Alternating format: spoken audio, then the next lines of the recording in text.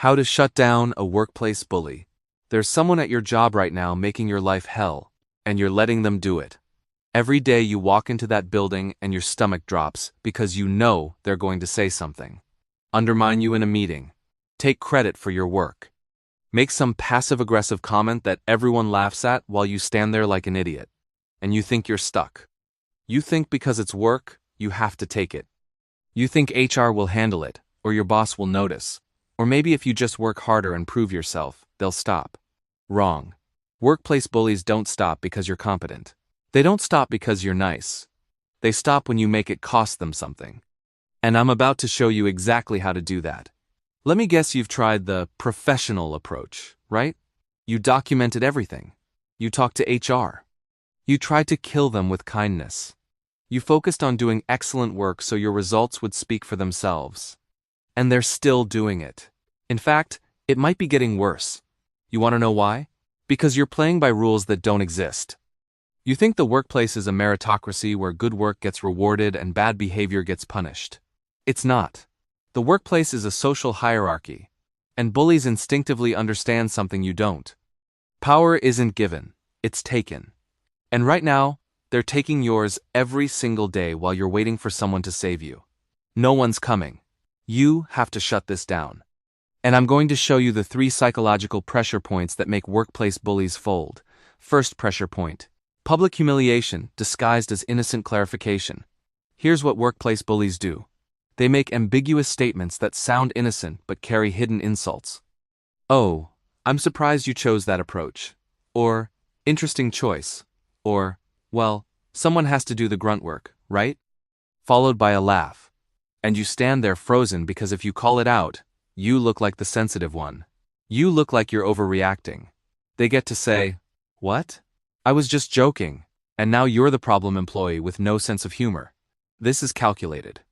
They're boxing you into a corner where defending yourself makes you look weak. Here's how you destroy this tactic. The second they make one of those ambiguous digs, you respond immediately with what psychologists call forced clarification. And you do it in front of everyone. You say, with the most genuine, curious tone, "What do you mean by that?" Not defensive, not angry, just curious, slightly confused even. Watch what happens. They have to explain their insult. Out loud. In front of witnesses. And suddenly that innocent comment sounds really aggressive when they have to spell it out. Let's say they said, "Interesting choice on that project approach." You respond, "What do you mean? What's interesting about it?" They'll try to backpedal. "Oh, nothing. I just meant, cut them off." "No. I'm genuinely curious what you found interesting. Can you elaborate?"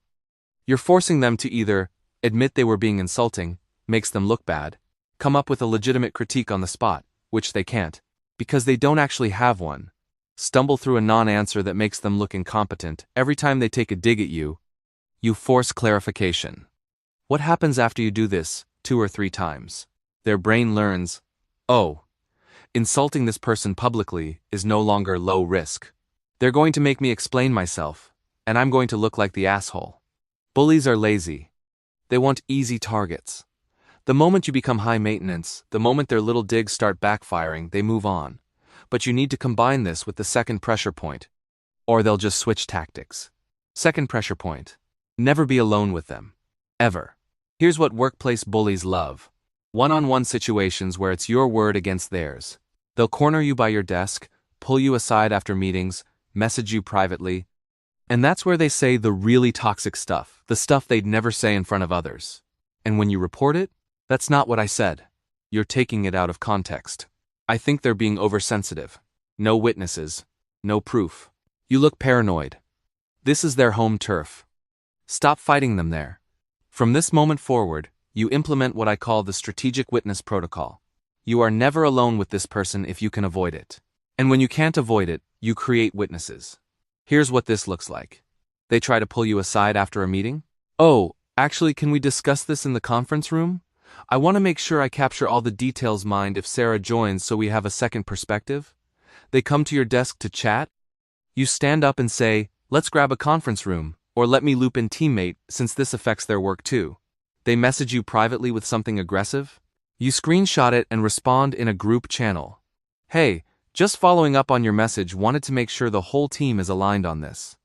Can you clarify what you meant by their exact words? Watch what happens. Bullies say very different things when there are witnesses. Suddenly they're professional. Suddenly they're reasonable. Suddenly they can't say the toxic stuff because other people will see their behavior. And here's the power move. When they're consistently reasonable in group settings but toxic in private, and you stop giving them private access, their behavior changes immediately. Because they can't bully you effectively through witnesses. But here's what makes this really work. You don't explain why you're doing this. You don't say, I want a witness because I don't trust you. You just consistently refuse to be alone with them, always with a professional excuse. Their subconscious registers, this person won't give me isolated access anymore. My tactics don't work in front of others. This target is too difficult. And they back off. Not because they suddenly respect you. Because you've made it inefficient to bully you. Now, here's the pressure point that actually makes them stop completely. Third pressure point. Strategic reputation building that makes them radioactive. Here's the thing about workplace bullies. They really on flying under the radar. They need everyone else to see them as just joking around or passionate about their work or a straight shooter who tells it like it is. Your job is to destroy that cover. Not by talking trash about them. Not by complaining to everyone. That makes you look like the problem.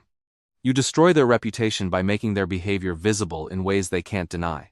Here's the tactic. Every time they do something problematic, you document it in a way that creates a paper trail and involves authority. They take credit for your work in a meeting. Right after the meeting, you send an email to your boss and the bully. Just wanted to clarify the timeline on Project X. I completed the analysis on date and shared it with bully on date. Happy to walk through my methodology if anyone has questions. Professional. Factual. Documenting that the work was yours. They undermine your idea in front of the team. You follow up with an email to the group. Thanks for the feedback on my proposal. To make sure I understand the concerns, list their objections. Can you send me examples of where this approach failed so I can adjust my strategy? You're forcing them to either provide legitimate business reasons, which they can't, back down from their objections, look obstructive in writing, in front of leadership. Every interaction becomes documented. Every dig becomes a paper trail. And here's the genius part. You're not going to HR crying about bullying. You're professionally following up on feedback and clarifying project details. But what you're actually doing is creating a pattern of evidence. Now add this layer.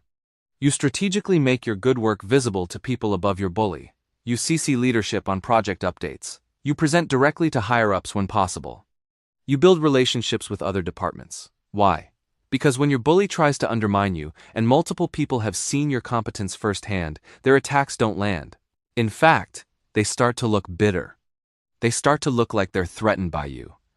And that's when the tables turn completely. Leadership starts noticing.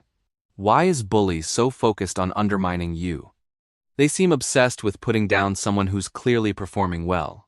Other colleagues start noticing, wow, bully really goes after you a lot. That's weird. You seems to be doing good work. The bully's reputation shifts from tough but effective to insecure and threatened. And workplace bullies cannot survive that shift. Because their power comes from social standing.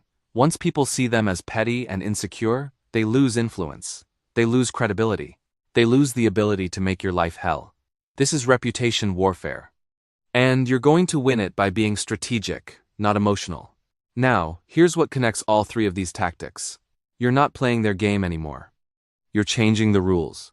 Workplace bullies thrive in ambiguity, privacy, and unchecked social dynamics. They make ambiguous digs because they can deny them. They corner you alone because there are no witnesses. They control the narrative because you're not creating a counter-narrative. Every single tactic I just gave you eliminates those conditions. Forced clarification equals no more ambiguity. Strategic witnesses equals no more privacy. Reputation building equals no more unchecked narrative. You're making it expensive to bully you. Not physically. Not even emotionally. Socially expensive. Every time they come at you, it costs them social capital. It creates documentation. It makes them look bad. And here's the dark psychology truth that most people miss. Workplace bullies aren't strong. They're desperate. They bully because they're insecure about their own performance, their own value, their own standing. So they tear others down to feel elevated. It's pathetic when you really understand it. And the second you stop being an easy target, the second you make their tactics backfire, they move on. Because they can't afford to look incompetent, or obsessed, or petty. Their entire strategy relies on looking strong while making you look weak. When you flip that script, they're done. Here's what this looks like in 1 week. Monday. Bully makes an ambiguous dig in a meeting. You immediately, "What do you mean by that? Can you elaborate?" They stumble. You've planted a seed that maybe they're not as sharp as everyone thinks. Wednesday. Bully tries to pull you aside to criticize your work. You, "Great, let's grab a conference room and loop in manager so we're all aligned." Suddenly their feedback is way more reasonable with a witness present. Friday. Bully takes credit for something you did. You send a professional email documenting your contribution, CCing leadership. Paper trail created. What happens over the next month? They start avoiding you. Not because they like you now, because you're high maintenance. You're no longer an easy target. Every attempt to bully you either fails publicly, gets documented, or requires witnesses they don't want. And other people start noticing. Hey, Bully doesn't seem to go after you anymore. Actually, you've been doing really impressive work lately. Your reputation goes up. Theirs goes down. That's the game. And you just won it. This week, not next week, this week, you're going to implement one of these tactics. Pick the one that applies to your situation. Are they making ambiguous digs? Force clarification. Every single time. Are they cornering you alone? Strategic witness protocol. Never alone with them again. Are they controlling the narrative? Document everything and build your reputation up. Do it once. Watch what happens. You'll see them recalibrate. You'll see them hesitate before coming at you. You'll see the power dynamics shift. And that's when you'll realize you were never powerless. You were just playing by rules that don't exist. Stop waiting for HR. Stop waiting for your boss. Stop waiting for them to magically become better people. You shut this down. Starting today. If this gave you a strategy you can actually use, subscribe to Dark Psychology Facts right now. We break down the manipulation tactics people use against you and how to destroy them. One click. Now go handle your bully. You know exactly what to do.